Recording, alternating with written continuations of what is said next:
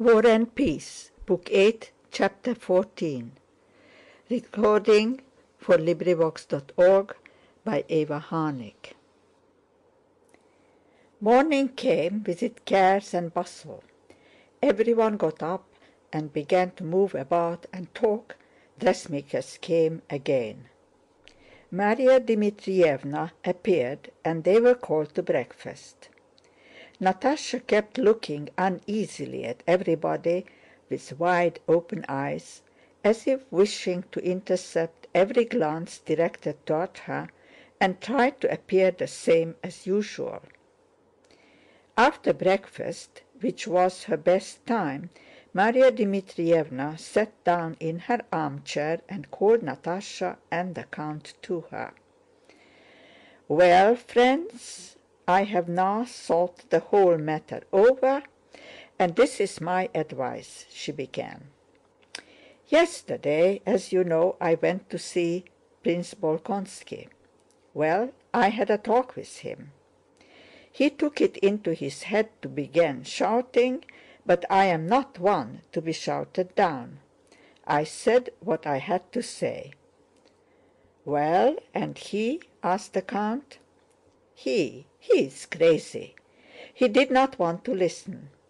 But what is the use of talking? As it is, we have worn the poor girl out," said Maria Dmitrievna. "My advice to you is, finish your business and go back home to Otradno and wait there." "Oh, no!" exclaimed Natásha. "Yes, go back," said Maria Dmitrievna, "and wait there. If your betrothed comes here now, there will be no avoiding a quarrel, but alone with the old man he will talk things over and then come on to you." Count Rostóv approved of this suggestion, appreciating its reasonableness. If the old man came round, it would be all the better to visit him in Moscow or at Bald Hills later on, and if not, the wedding against his wishes could only be arranged at Otradno. "That is perfectly true, and I am sorry I went to see him and took her," said the old count. "No, why be sorry? Being here, you had to pay your respects. But if he won't, that is his affair," said Maria Dmitrievna, looking for something in her reticule. "Besides, the trousseau is ready, so there is nothing to wait for. And what is not ready I will send after you. Though I don't like letting you go, it is the best way. So go with God's blessing." Having found what she was looking for in the reticule, she handed it to Natásha. It was a letter from Princess Mary. "She has written to you. How she torments herself, poor thing! She is afraid you might think that she does not like you." "But she does not like me," said Natásha. "Don't talk nonsense," cried Maria Dmitrievna.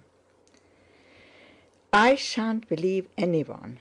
I know she does not like me," replied Natásha boldly, as she took the letter, and her face expressed a cold and angry resolution that caused Maria Dmitrievna to look at her more intently and to frown.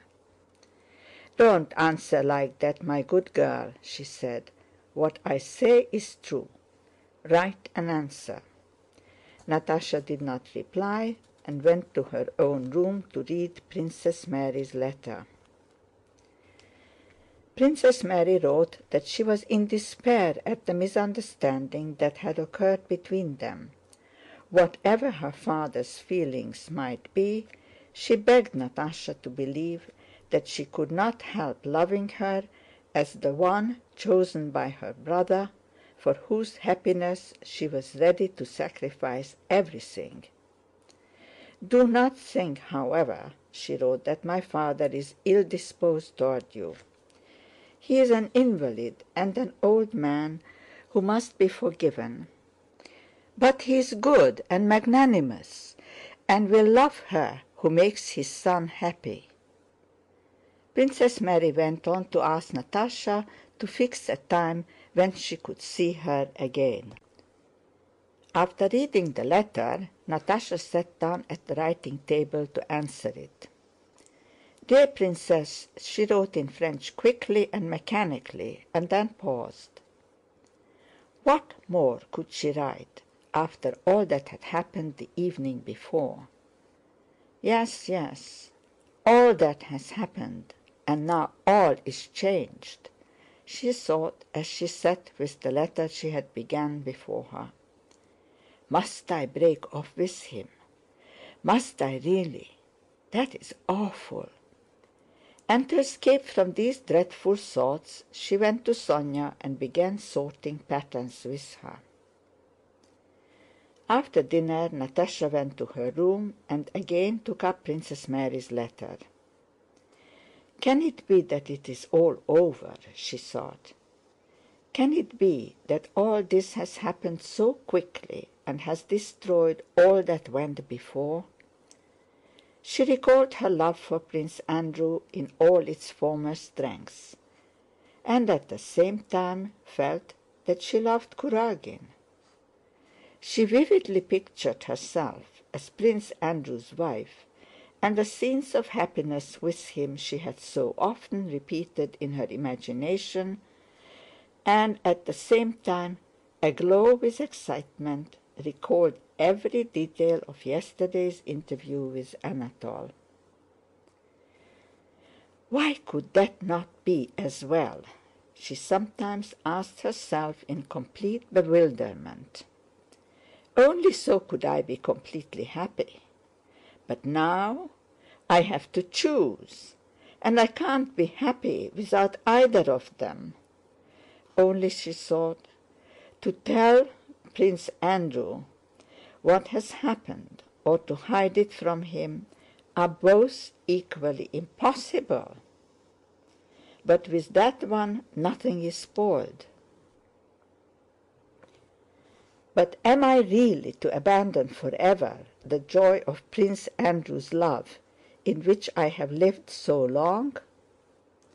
"Please, miss," whispered a maid entering the room with a mysterious air. "A man told me to give you this." And she handed Natásha a letter. "Only for Christ's sake," the girl went on, as Natásha, without thinking, mechanically broke the seal and read a love letter from Anatole, of which, without taking in a word, she understood only that it was a letter from him, from the man she loved. Yes, she loved him, or else how could that have happened which had happened? And how could she have a love letter from him in her hand? With trembling hands Natásha held that passionate love letter which Dólokhov had composed for Anatole, and as she read it she found in it an echo of all that she herself imagined she was feeling. "Since yesterday evening my fate has been sealed, to be loved by you or to die. There is no other way for me," the letter began. Then he went on to say that he knew her parents would not give her to him.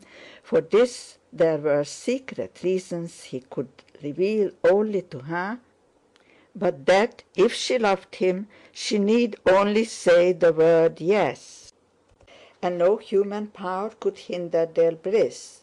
Love would conquer all. He would steal her away and carry her off to the ends of the earth.